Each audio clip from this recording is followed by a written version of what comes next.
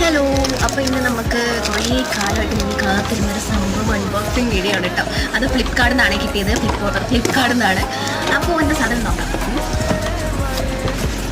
അപ്പോൾ വേറൊന്നുമല്ല, നമ്മുടെ വീഡിയോൻ്റെ ബ്രൈറ്റ്നെസ് കൂട്ടാൻ വേണ്ടിയിട്ട് എല്ലാവരും യൂസ് ചെയ്യുന്ന സംഭവം തന്നെയാണ്.